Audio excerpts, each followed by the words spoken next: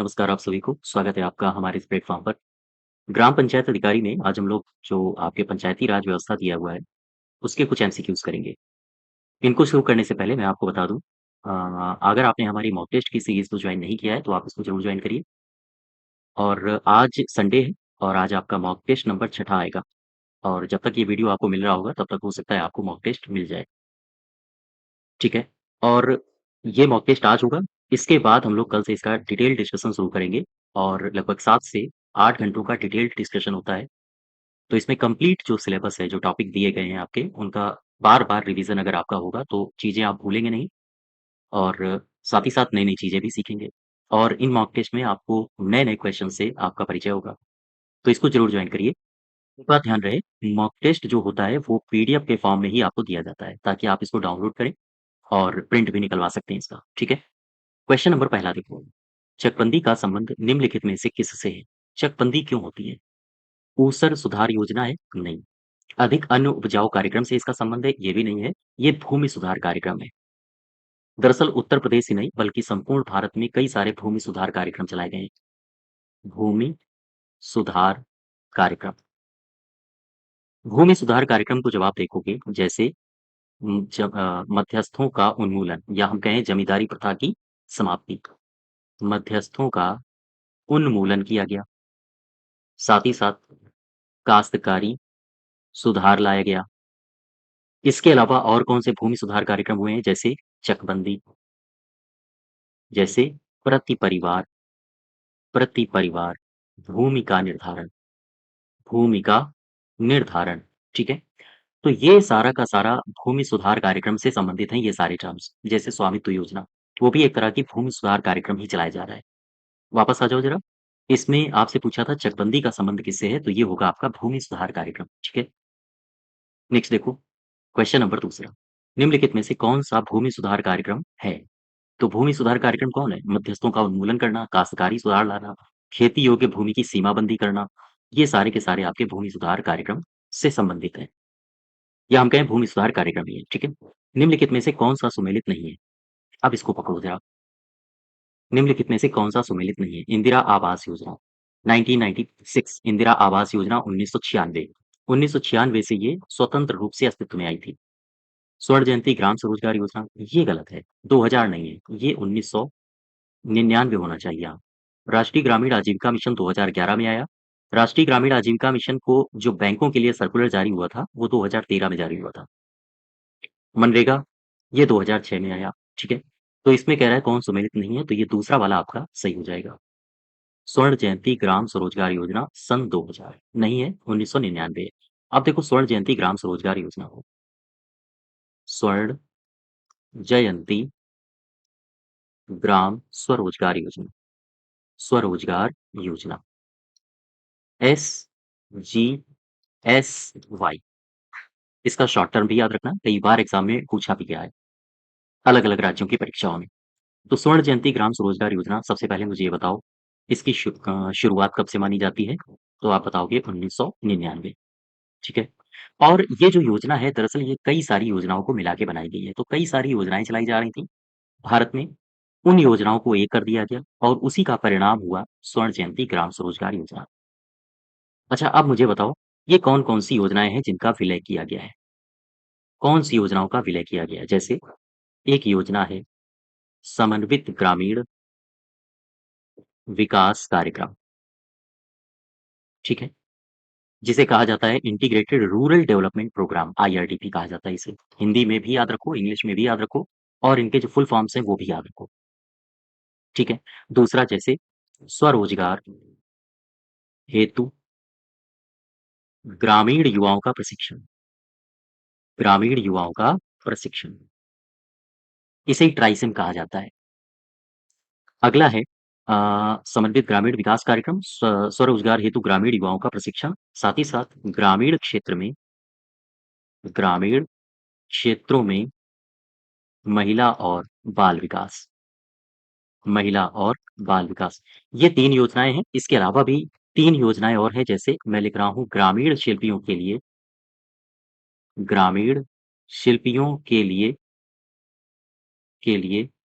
उपकरणों की आपूर्ति,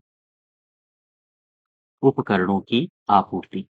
गंगा कल्याण योजना आपने सुना होगा, गंगा कल्याण योजना। इसके अलावा आपने सुना होगा मिलियन कुआँ योजना, कुआँ योजना।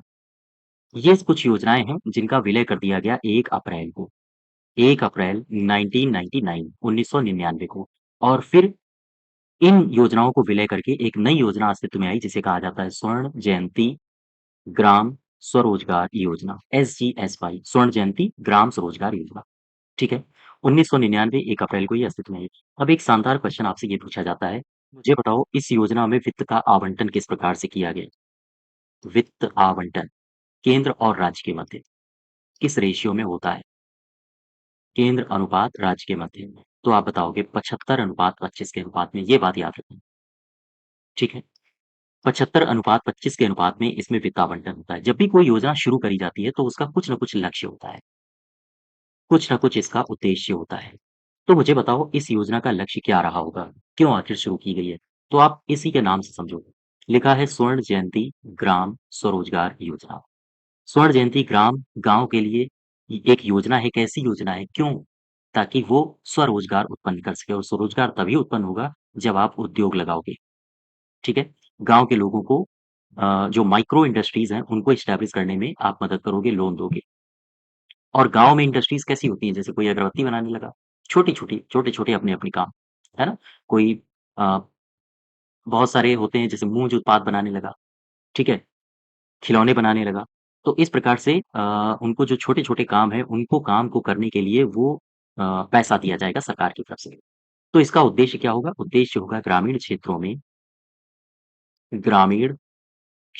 में बड़ी संख्या में बड़ी संख्या में उद्योग स्थापित करना, उद्योग स्थापित करना। एक तो ये इसका लक्ष्य हो गया। मुझे बताओ जब भी कभी उद्योग स्थापित होंगे, तो जो गरीब परिवार होंगे, वो गरीबी रेखा से ऊपर आएँगे। भाई उद्योग स्थापित होंगे, वो उनमें काम करेंगे और काम करेंगे तो उनको रोज़गार मिलेगा। तो सीधी-सी बात है, जो गरीब परिवार हैं, गरीब परिवारों को निर्वाह योग्य आय निश्चित करना या आय देना और उन्हें गरीबी रेखा से ऊपर लाना, गरीबी रेखा से उन्हें ऊपर लाना। ये तो इसका लक्ष्य हो गया। अब एक सीधी-सी बात समझो, ये जो गरीबी रेखा के नीचे हैं, उन लोगों को टारगेट किया जा रहा था इस योजना में। तो आप मुझे ये बताओ, ये जो गरीबी रेखा से नीचे हैं, गरीबी रेखा से नीचे, ठीक है? देखो केंद्र ने SGSY योजना शुरू कर दी। अब केंद्र ने कहा है कि इसमें जो गरीबी रेखा से नीचे हैं लोग, उनको ज़्यादा टारगेट किया जाएगा अर्थात उनको ज़्यादा लाभ दिया जाएगा। तो अब क्वेश्चन ये उठता है कि एक ये मान लीजिए गाँव है। अब इस गाँव में एक ये परिवार रहता है, एक ये परिवार रहता है। इसमें गरीब कौन है? इसकी जाँच कौन करेगा? इसकी जाँच के लिए गरीबी रेखा से नीचे रह रहे लोगों का चयन कौन करेगा? इसके लिए इसी योजना में एक समिति का गठन किया गया है। वो 3 सदस्यीय दल होगा। तो ध्यान दो, SGSY योजना में जो गरीबी रेखा से नीचे ध्यान देना, गरीबी रेखा से नीचे रह रहे लोगों का चयन कैसे होगा? वो चयन कौन करेगा?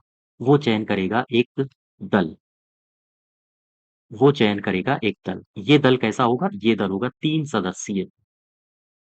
सदस्यीय दल होगा। इसमें 3 सदस्य कौन-कौन से होंगे? एक तो आपका होगा विकास अधिकारी खंड विकास अधिकारी। दूसरा होगा एक बैंकर, चूँकि लोन दिया जाएगा तो बैंकर का रखना आवश्यक है। और एक होगा आपका सरपंच। इन 3 सदस्यीय दल के माध्यम से गरीबी रेखा से नीचे जो रह रहे लोग हैं, उनको आइडेंटिफ़ाई किया जाएगा और फिर उन्हें लाभ प्रदान किया जाएगा। ठीक है? तो ख़ैर, आप यहाँ से आओ और इस बात को ज़रूर याद रखना। ये बात और इसमें कौन-कौन सी योजनाएँ विलय की गई हैं, ये बातें और इसकी शुरुआत कब हुई है? 1999। बस इतनी बातें याद रखनी है। ठीक है? वापस आ जाओ। क्वेश्चन नंबर तीसरे का सही उत्तर हो जाएगा दूसरा। ये 2000 नहीं बल्कि 1999 होना चाहिए। नेक्स्ट देखो चौथा, भारत में स्वास्थ्य अनुसंधान की स्थापना कब हुई? भारत में स्वास्थ्य अनुसंधान की स्थापना कब हुई थी? ये हुई थी 2007 में। दरअसल एक नियम था या हम कहें एक अधिनियम था जिसे कहा जाता है भारत सरकार कार्य आवंटन कार्य आवंटन नियम 1961 इसमें संशोधन किया गया था और 17 सितंबर 2007 में इसी में भारत में स्वास्थ्य अनुसंधान विभाग को अस्तित्व में लाया गया था, 2007 में 17 सितंबर को, ठीक है? तो ख़ैर, इसका सही उत्तर हो जाएगा 2007। नेक्स्ट देखो, क्वेश्चन नंबर 5वां कह रहा है कि सांसद आदर्श ग्राम योजना के अंतर्गत प्रत्येक संसद सदस्य को सन 2019 तक कितने ग्रामों का चयन करके विकास करना है? तो 2019 तक बोला है। सांसद आदर्श ग्राम योजना आई कब? 2019 तक टारगेट क्या था और आगे 2024 तक टारगेट क्या है? इन सब की आओ चर्चा करते हैं। हालाँकि इसका उत्तर होगा 3। देखो यहाँ से, सांसद आदर्श ग्राम योजना, सांसद आदर्श ग्राम योजना, ठीक है? इसे कहा जाता है SAGY, शॉर्ट नेम भी याद रखो, कन्फ्यूज़ कर सकते हैं आपको एग्ज़ाम हॉल में। SAGY केवल लिख के दे देगा, बोले SAGY का लक्ष्य 2019 तक कितने गाँवों को गोद लेना था। तो आप शॉर्ट नहीं पढ़ा है तो फिर आप कन्फ्यूज़ होंगे। तो सांसद आदर्श ग्राम योजना, ये इसकी शुरुआत कब हुई? सबसे पहले 2-3 बातें जो स्टैटिक जीके टाइप की हैं, जो आपको रेडी ही होनी चाहिए। 11 अक्टूबर 2014 से इसे शुरू किया गया। इसे शुरू किया गया तो किसकी उस समय जयंती थी? जयंती किसकी थी? किसकी जयंती के शुभ अवसर पर इसको शुरू किया गया? तो आप बताओगे जयप्रकाश नारायण। जयप्रकाश नारायण की जयंती पर शुरू किया गया। ये क्वेश्चन पूछा जा चुका है आपके प्रीवियस ईयर्स में, आपके नहीं मतलब किसी अदर स्टेट के प्रीवियस ईयर क्वेश्चन में पूछा जा चुका है। तो याद रखिएगा, सांसद आदर्श ग्राम योजना किसकी जयंती के शुभ अवसर पर शुरू किया गया था? तो आप बताओगे जयप्रकाश नारायण। और देखो इसमें लक्ष्य क्या निर्धारित किया गया? गाँव को आदर्श बनाना। तो इसमें 2 लक्ष्य ध्यान दो, 2019 2014 से शुरू की गई थी योजना, 2019 तक इसमें लक्ष्य ये साधा गया कि 2019 तक 3 गाँव गोद लिए जाएँगे सांसद के द्वारा और उन्हें आदर्श ग्राम बनाया जाएगा, ठीक है? फिर इसके बाद 2024 तक क्या लक्ष्य रखा गया कि 5 और ग्राम गोद लिए जाएँगे और उन्हें आदर्श ग्राम बनाया जाएगा। तो आपसे अगर पूछे कि 2019 तक कितने ग्रामों को आदर्श ग्राम बनाने का टारगेट था? 3 और 2024 तक कितने आदर्श ग्राम बनाने का टारगेट है? तो 5 और यानी टोटल हो गए 8। ध्यान दीजिएगा 5 और, ठीक है? वापस आ जाओ। क्वेश्चन नंबर 5वें का सही उत्तर हो जाएगा हाँ, तीसरा। नेक्स्ट देखो, क्वेश्चन नंबर 6 चिपको आंदोलन का संबंध निम्नलिखित में से किससे है? चिपको आंदोलन का संबंध किससे है? तो वनों के अवैध कटान को रोकने से यही सही होगा। संचारी रोगों से तो है नहीं, शराब का भी नहीं है, ये भी नहीं है। पहला वाला सही हो जाएगा आपका वनों के अवैध कटान से। और चिपको आंदोलन से संबंधित एक व्यक्ति काफ़ी फ़ेमस हुए हैं। चिपको आंदोलन, चिपको आंदोलन। एक इस आंदोलन से जुड़े हुए व्यक्ति हैं। इनका नाम है सुंदरलाल बहुगुणा, ठीक है? ये जो चिपको आंदोलन है, किससे संबंधित है? वनों की कटान को रोकना, ठीक है? और ये सुंदरलाल बहुगुणा इसी से संबंधित है, चिपको आंदोलन से। इन्हें वृक्ष मित्र भी कहा जाता है, वृक्ष मित्र कहा जाता है। ये इन्हें गांधीवादी पर्यावरणविद भी कहा जाता है। यह गांधीवादी पर्यावरणविद ये थे, ठीक है? वापस आओ ज़रा, इसका सही उत्तर हो जाएगा पहला। नेक्स्ट देखो 7वां, राष्ट्रीय मानसिक स्वास्थ्य कार्यक्रम NMHP ध्यान दें, नेशनल मेंटल हेल्थ प्रोग्राम, राष्ट्रीय मानसिक स्वास्थ्य कार्यक्रम, ये कब शुरू किया गया? 1982 में, 92, 95 या फिर 49? तो आप बताओगे 1982 में, राष्ट्रीय मानसिक स्वास्थ्य कार्यक्रम, ठीक है? अच्छा, इसके 3 घटक हैं, राष्ट्रीय मानसिक स्वास्थ्य कार्यक्रम के। देखो, राष्ट्रीय मानसिक राष्ट्रीय मानसिक स्वास्थ्य कार्यक्रम। राष्ट्रीय मानसिक स्वास्थ्य कार्यक्रम में 2-3 बातें हैं जो आप याद रखो। सबसे पहले इस कार्यक्रम की शुरुआत कब हुई? इस कार्यक्रम की शुरुआत 1982 में हुई, ठीक है? 1982 में इसकी शुरुआत हुई। अगर आपसे पूछे इसके घटक कौन-कौन से हैं, तो आप क्या बताओगे? इसके 3 घटक हैं। मानसिक रूप से बीमार जो होगा, बीमार का इलाज करवाया जाएगा। दूसरा लक्ष्य पुनर्वास और तीसरा है सकारात्मक मानसिक स्वास्थ्य संवर्धन करना। सकारात्मक मानसिक स्वास्थ्य का संवर्धन करना। इसके ये 3 मुख्य घटक हैं। एक भारत में एक कार्यक्रम और चलाया जा रहा था स्वास्थ्य से संबंधित, तो जितनी भी स्वास्थ्य संबंधी योजनाएँ हैं, वो ग्रामीण जो इलाकों में चलाई जा रही हैं, वो आपको ध्यान देना है। चूँकि स्वास्थ्य का टॉपिक ग्रामीण इलाकों से संबंधित जो योजनाएँ हैं, वो आपके टॉपिक में है, ठीक है? तो स्वास्थ्य संबंधी कौन-कौन सी योजनाएँ हैं? देखो, जैसे एक योजना चलाई जा रही थी, राष्ट्रीय मुख स्वास्थ्य कार्यक्रम, राष्ट्रीय मुख स्वास्थ्य कार्यक्रम, ध्यान देना। राष्ट्रीय मुख स्वास्थ्य कार्यक्रम एक वर्ष था 1986।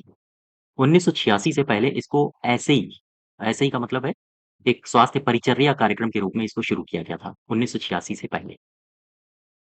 ये जो कार्यक्रम है, इसे 1986 से पहले एक मुख स्वास्थ्य परिचर्या मुख स्वास्थ्य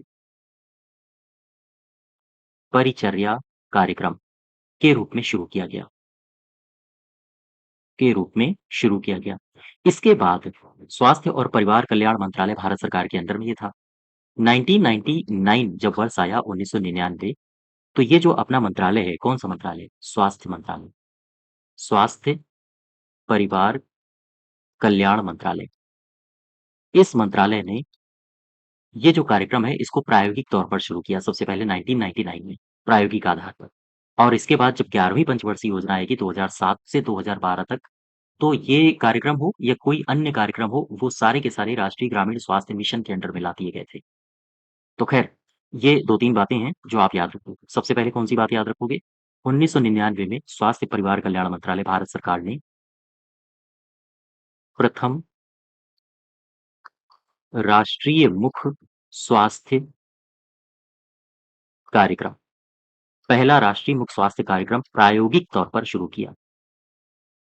प्रायोगिक तौर पर इसे शुरू किया। इसके बाद 11वीं जो पंचवर्षीय योजना थी, 11th पंचवर्षीय योजना, ये कब से कब तक रही? 11वीं पंचवर्षीय योजना आपको पता होगा 2007 से लेकर 2012 तक रही थी। 2007 से लेकर 2012। तो ये जो 11वीं पंचवर्षीय योजना थी 2007 से 12 तक, इसमें एक काम किया गया। काम ये किया गया कि जितने भी रोग नियंत्रण कार्यक्रम चलाए जा रहे थे, वो सारे के सारे कार्यक्रमों को राष्ट्रीय ग्रामीण स्वास्थ्य मिशन के अंतर्गत ला दिया गया। तो आपसे पूछा जा सकता है कि जो रोग नियंत्रण कार्यक्रम हैं, उनको किस पंचवर्षीय योजना के अंतर्गत अंडर में लाया गया था राष्ट्रीय ग्रामीण स्वास्थ्य मिशन के? तो आप बताओगे 11वीं, ठीक है? तो ध्यान रखो 2007 से 12 तक 11वीं पंचवर्षीय योजना में सभी रोग नियंत्रण कार्यक्रमों को राष्ट्रीय ग्रामीण स्वास्थ्य मिशन के अंतर्गत ला दिया गया। मिशन के अंतर्गत लाया गया। ठीक है? ये सारी बातें याद रखोगे आप। तो राष्ट्रीय मुख्य स्वास्थ्य कार्यक्रम, इसे भी याद रखो चूँकि ये ग्रामीण समाज से संबंधित योजनाएँ हैं और कार्यक्रम हैं, तो आपके एग्ज़ाम में पूछे जा सकते हैं। राष्ट्रीय मानसिक स्वास्थ्य कार्यक्रम ये कब शुरू हुआ था? 1982 में। 8वें में देखो, कह रहा है स्वास्थ्य एवं परिवार कल्याण मंत्रालय के द्वारा प्रारंभ किया गया खसरा रूबेला टीकाकरण अभियान। आम तौर पर ये जो अभियान चलाए जाते हैं ना, ये स्वास्थ्य संबंधी जो अभियान चलाते हैं, ये चलता पूरे देश में है, लेकिन टारगेट इनमें किया जाता है ग्रामीण क्षेत्र, क्योंकि वहाँ पर रोग अ जैसे मान लीजिए मलेरिया की बीमारी, डेंगू की बीमारी, वो गाँव क्षेत्र में ज़्यादा होती है। तो इस वजह से इन इन ये जो जितने भी कार्यक्रम चलाए जा रहे हैं, ख़ासी नज़र रखनी है इनमें। तो स्वास्थ्य परिवार कल्याण मंत्रालय द्वारा ये जो खसरा रूबेला एमआर टीकाकरण अभियान है, इसमें किस आयु वर्ग के लोगों को साधा जा रहा था? ये साधा जा रहा था 9 वर्ष से लेकर 15 साल तक के, याद रखो। ये जो अभियान है 9 माह 9 माह है, ठीक है? 9 माह से लेकर 15 साल तक के बच्चे इसमें शामिल हैं। इसमें बच्चों को शामिल किया गया है। वहीं ये जो रूबेला वायरस है ना, रूबेला, इसका नाम याद रखना। रूबेला को कहा जाता है मीज़ल्स जर्मन मीज़ल्स, ठीक है? नेक्स्ट देखो, प्रधानमंत्री ग्रामोदय योजना में सम्मिलित नहीं है। प्रधानमंत्री ग्रामोदय योजना में क्या शामिल नहीं है? प्रधानमंत्री ग्रामोदय योजना में 4 महत्वपूर्ण क्षेत्र हैं। इन 4 महत्वपूर्ण क्षेत्रों को याद रखिए आप। देखो, प्रधानमंत्री ग्रामोदय योजना, प्रधानमंत्री ग्रामोदय योजना। ये जो प्रधानमंत्री ग्रामोदय योजना है, पीएमजीवाई इसे कहा जाता है। पीएमजीवाई, ठीक है? इसकी शुरुआत कब हुई? अगर आपसे पूछे, तो आप क्या बताओगे? सन 2000। पीएमजीवाई की शुरुआत सन 2000 में हुई। ये जो योजना है प्रधानमंत्री ग्रामोदय योजना, इसके 5 महत्वपूर्ण क्षेत्र हैं। इसके 5 क्षेत्र हैं। किन-किन क्षेत्रों पर ये काम करती है? तो ध्यान दो। प्राथमिक स्वास्थ्य, प्राथमिक स्वास्थ्य, प्राथमिक शिक्षा, प्राथमिक शिक्षा। इसके अलावा और कौन से हैं? आवास। इसके अलावा आवास के अलावा ग्रामीण ग्रामीण सड़कें और ग्रामीण सड़कों के अलावा 5वां है हमारा पेयजल, ठीक है? तो ये 5 क्षेत्र हैं जहाँ पर प्रधानमंत्री ग्रामोदय योजना पीएमजीवाई इसकी ये जो 5 क्षेत्र हैं, यहाँ इन 5 क्षेत्रों को कवर करती है ये योजना और इसकी शुरुआत कब हुई थी? सन 2000 में, ठीक है? अच्छा, अब एक बात समझो, गाँवों के उत्थान के लिए बहुत सारी योजनाएँ चलाई जा रही हैं। गाँवों के उत्थान के लिए बहुत सारी योजनाएँ चलाई जा रही हैं। इन योजनाओं के नाम आपको बिल्कुल पता होंगे और आई होप इनके ईयर्स भी पता होंगे, ये कब से चलाई जा रही है क्योंकि ये कॉमन है। आपको हर जगह योजनाएँ इस तरह की पढ़ने के लिए मिल जाएँगी। मैं कुछ योजनाएँ लिख रहा हूँ, ज़रा दिमाग लगाओ। क्या आपको याद है? जैसे मैंने लिखा स्वर्ण जयंती ग्राम स्वरोजगार योजना। बताओ मुझे इसकी शुरुआत कब हुई थी?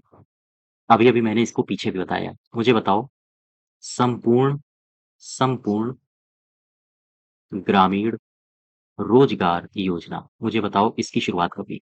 संपूर्ण ग्रामीण रोजगार योजना। ठीक, मैं कुछ योजनाएँ और लिख रहा हूँ, जैसे मैंने लिखा प्रधानमंत्री ग्रामोदय योजना। मैंने लिखा प्रधानमंत्री ग्राम सड़क योजना। फिर मैंने लिखा अंत्योदय अन्न योजना, ठीक है? फिर मैंने लिखा अन्नपूर्णा योजना। योजनाएँ आपने पढ़ी हैं? ये सारी की सारी जो मैं लिख रहा हूँ। अन्नपूर्णा योजना, मैंने लिखा इंदिरा आवास योजना, इंदिरा आवास योजना। मैंने लिखा वाल्मीकि वाल्मीकि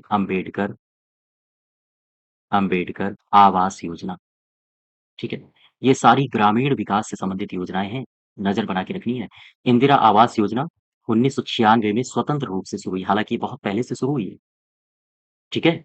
लेकिन 1996 से अगर स्वतंत्र रूप से अस्तित्व में अगर पूछा जाए आपसे कि अपनी इसकी खुद की अस्मिता कब निखर के आई है, तो इंदिरा आवास योजना इससे पहले अन्य योजनाओं की सहयोगी योजना के रूप में चालू थी। लेकिन 1996 से ये अपने स्वतंत्र अस्तित्व में लागू हुई है। वाल्मीकि अंबेडकर आवास योजना ये 2001 में लागू हुआ है। इस योजना को किया गया है प्रधानमंत्री ग्रामोदय योजना। बता सकते हो आप? ग्रामोदय योजना प्रधानमंत्री ये 2000 2001 में शुरू किया गया। प्रधानमंत्री ग्राम सड़क योजना सन 2000 में शुरू की गई। अंत्योदय अन्न योजना सन 2000 में शुरू की गई। अन्नपूर्णा योजना सन 2000 में शुरू की गई। स्वर्ण जयंती ग्राम स्वरोजगार योजना 1999 में, संपूर्ण ग्रामीण रोजगार योजना 2001 में शुरू की गई। तो ये योजनाएँ हैं ग्रामीण क्षेत्र से संबंधित।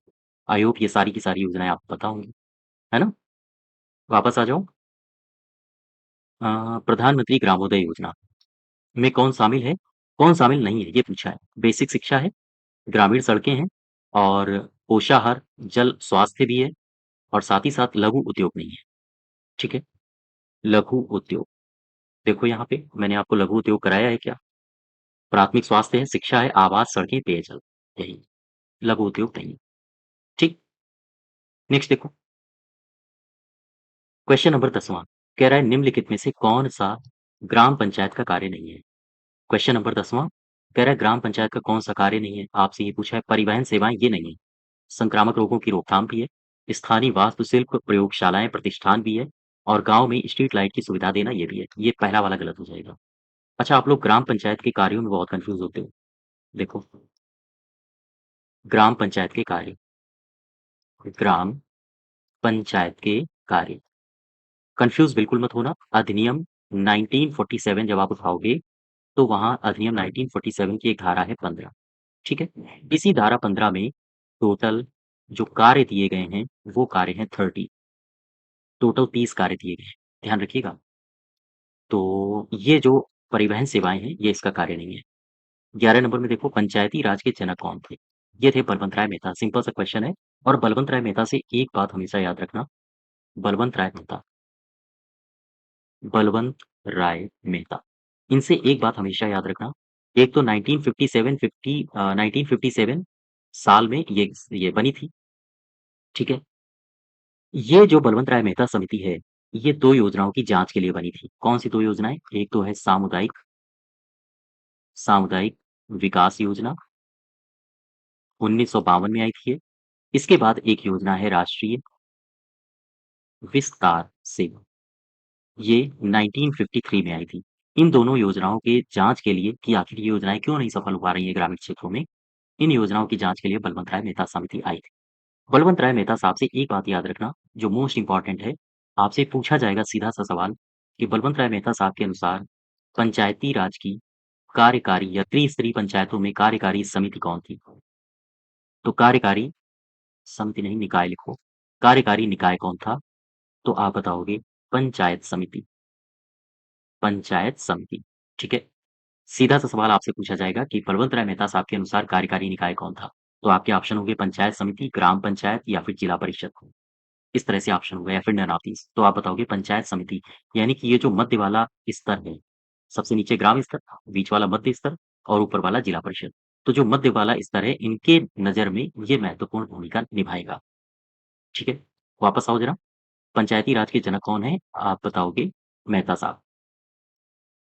नेक्स्ट देखो 12 नंबर, पंचायत का 3 लेवल क्या है? पंचायत का 3 लेवल बड़ा आसान है। पंचायत का 3 लेवल है ग्राम पंचायत, मध्य पंचायत और जिला पंचायत। ये सारे के सारे। एक आदर्श गाँव की विशेषताएँ क्या होती हैं? पीने योग्य पानी के उपयुक्त स्रोत भी हों वहाँ पे, साफ-सुथरे मकान भी हों, गलियाँ स्वच्छ हों, अच्छी हों। और आजकल तो आदर्श गाँव की परिभाषा में वाई-फाई, नेटवर्क ये सारा का सारा आ गया है ना? ग्राम के अंदर थोक बाज़ार हो, सारे। 14 नंबर देखो, राष्ट्रीय कृषि एवं विकास बैंक, इसकी स्थापना कब की गई थी? 12 जुलाई 1982 मुंबई में इसका हेडक्वार्टर है। राष्ट्रीय कृषि इसे कहा जाता है NABARD, national bank of agricultural and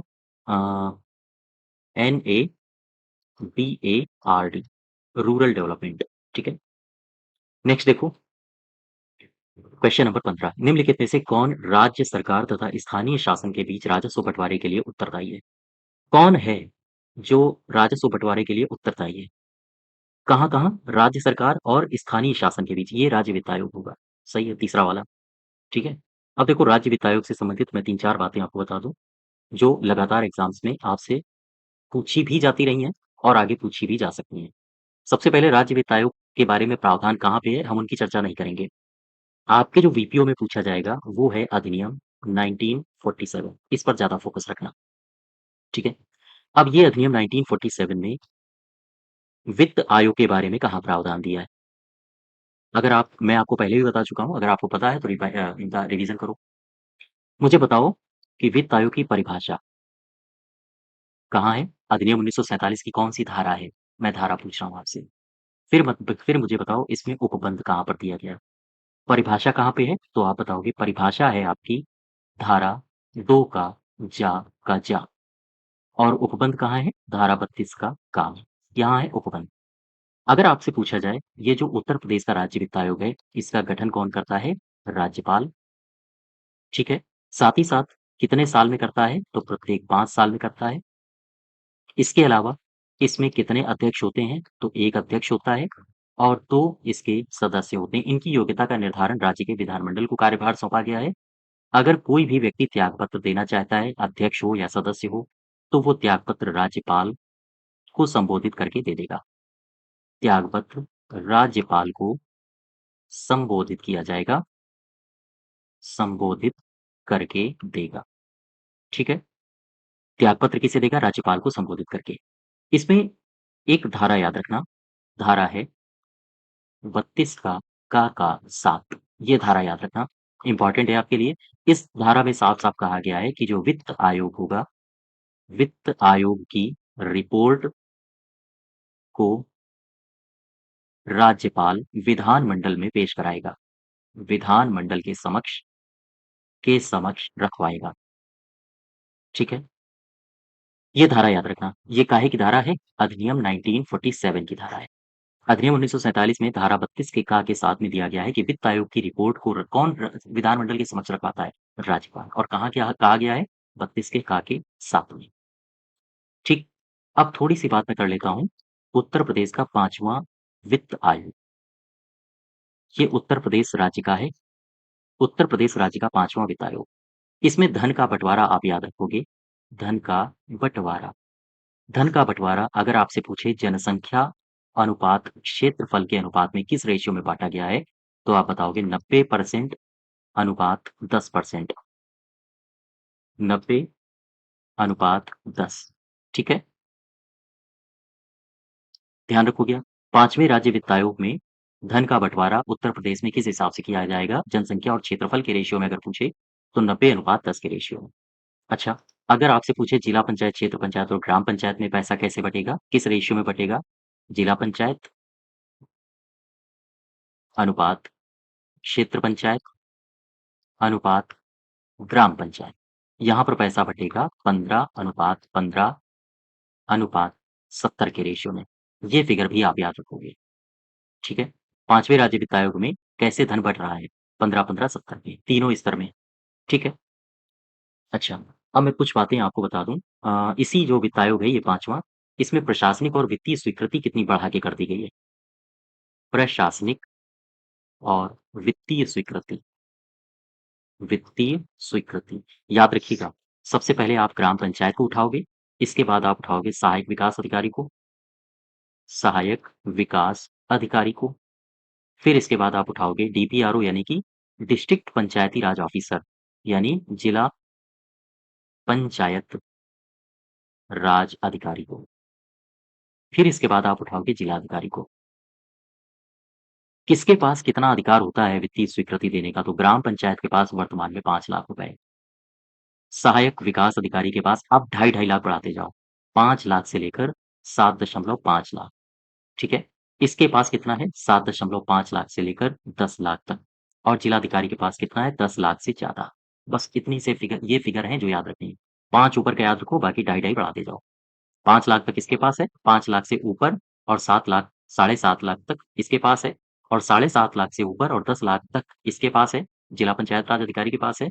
और 10 लाख से ऊपर ये जिलाधिकारी के पास है वित्तीय स्वीकृति देने का अधिकार। ठीक है? अब देखो, अब मैं एक रिवीजन और करवा देता हूँ। एक योजना आपने पढ़ी होगी पंचायत कल्याण कोष। क्विक रिवीजन मारो ज़रा। ये सारी बातें मैं बता चुका हूँ, बस अब केवल और केवल रिवीजन करना है। पंचायत कल्याण कोष। ठीक है? पंचायत कल्याण कोष। रिवीजन ये करना है कि पंचायत कल्याण कोष मुझे बताओ ये क्यों शुरू किया गया था? इसे शुरू किया गया था ताकि अगर कोई निर्वाचित प्रतिनिधि की मृत्यु हो जाती है, तो ऐसी स्थिति में उसके घरवालों को आर्थिक सहायता दी जा सके। तो पंचायत कल्याण कोष में ग्राम पंचायत होता है। देखो, त्रिस्तरीय पंचायती राज में कौन-कौन होता है? ग्राम पंचायत, जिला पंचायत और क्षेत्र पंचायत।